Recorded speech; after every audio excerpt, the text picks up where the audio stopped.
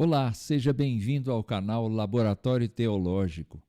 Estamos dialogando com a obra Encontros com Jesus, do teólogo, pastor e autor Timothy Keller, publicada no Brasil pela editora Vida Nova no ano de 2015. Neste episódio, vamos tratar dos encontros de Jesus registrados no Evangelho de Mateus, capítulos 3 e 4, com João Batista ao ser batizado e depois no deserto com Satanás para ser tentado. Como sabemos, Jesus decepcionou muitos judeus por não ser o Messias esperado por eles, um descendente da família real de Davi que seria capaz de estabelecer Israel como uma nação independente, soberana. E quando Jesus foi ao Rio Jordão, onde João estava pregando arrependimento, estava pregando e batizando pessoas, a reação de João ao ver Jesus foi a de tentar convencê-lo a alterar a ordem das coisas. Jesus é que devia batizar João, e não o contrário. A visão de João Batista talvez fosse a mesma daqueles judeus que esperavam um Messias político, nos moldes das suas expectativas. A resposta de Jesus foi direta: ser batizado por João, ainda que ele não tivesse nenhum pecado, cumpria a justiça divina, porque, pelo batismo, Jesus era visto pelo Pai como legítimo representante dos seres humanos diante de Deus, e também o seu batismo identificava Jesus com os pecadores arrependidos. O que se seguiu após o batismo de Jesus foi um testemunho eloquente de Deus, proporcionando a visão do Espírito Santo descendo em forma de pomba sobre Cristo e uma voz dos céus declarando o amor e o agrado que o Pai tem pelo Filho. João, ainda que não entendesse com clareza a missão de Jesus, foi testemunha ocular de que Jesus é o Filho de Deus, como ele disse em João 1,34. O batismo de Jesus foi o momento de transição daquele homem conhecido como o carpinteiro de Nazaré para o Messias prometido no Antigo Testamento e deu início à sua missão redentora na terra. Em sua obra, Keller dá ênfase especial ao próximo encontro de Jesus após o seu batismo. Trata-se do encontro de Jesus com o próprio diabo. O mesmo Espírito que veio sobre Jesus em forma de pomba o conduz ao deserto para ser tentado. E lá está o ansioso demônio para lançar seus ataques, esperando um sinal de fraqueza de Cristo. Mateus declara que Cristo jejuou durante 40 dias e 40 noites. Este jejum não era nenhum regime alimentar, e sim o preparo de Cristo para a sua missão de Salvador do mundo e daqueles que confessam o seu nome. Depois de tanto tempo em jejum, o diabo aproveitou-se da fome de Jesus para propor-lhe que transformasse pedras em pães, isto é, se realmente ele era o Filho de Deus. Mais tarde, em outra tentação, desafiou Jesus a provar que, se era mesmo o Filho de Deus, deveria se jogar do lugar mais alto do templo para que os anjos de Deus o protegessem.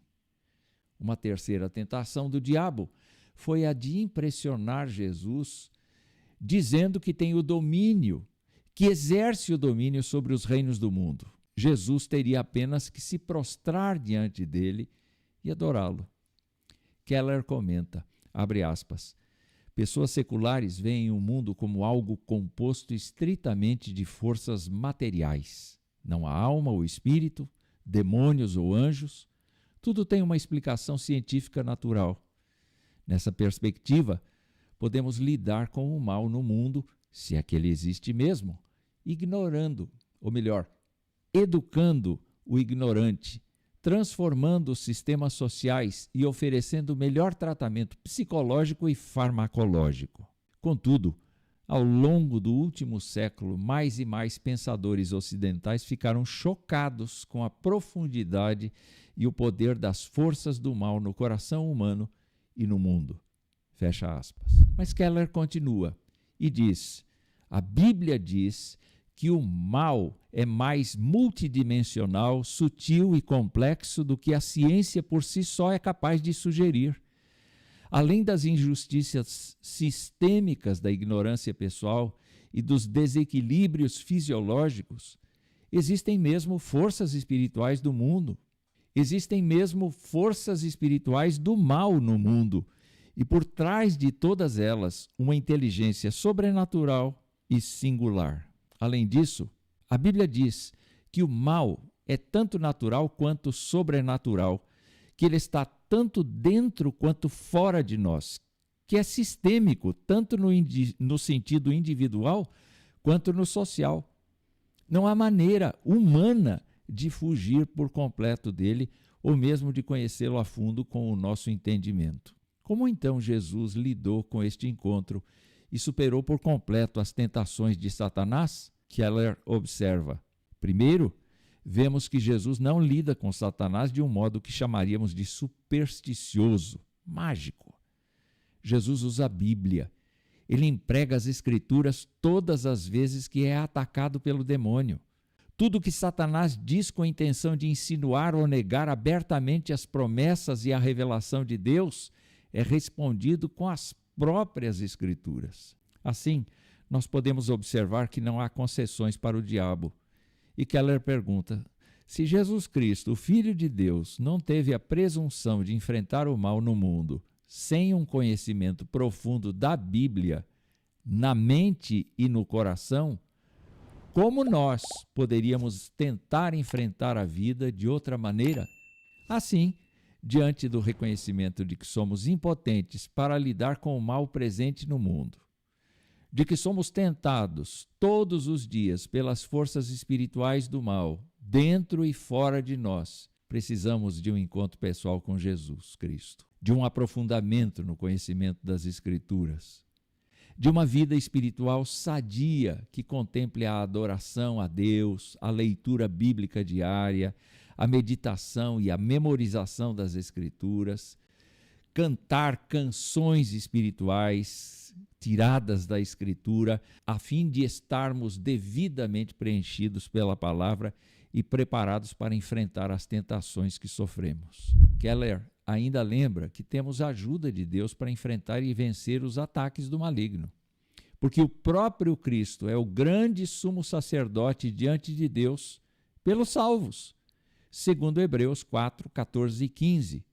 que diz assim, tendo, pois, Jesus, o Filho de Deus, como grande sumo sacerdote que adentrou os céus, conservemos firmes a nossa confissão, porque não temos sumo sacerdote que não possa se compadecer das nossas fraquezas. Pelo contrário, ele foi tentado em todas as coisas, à nossa semelhança, mas sem pecado. Ouçamos o que nos diz Keller. Quando estivermos sob ataque, tentados a pecar, ou a nos sentirmos desencorajados, ou a desistirmos por completo, é então que devemos lançar as palavras e as promessas da Bíblia no centro do nosso ser, para que a palavra de Cristo habite ricamente em nós, como Paulo disse em Colossenses 3,16. E então venceremos. Pense nisto: Cristo venceu.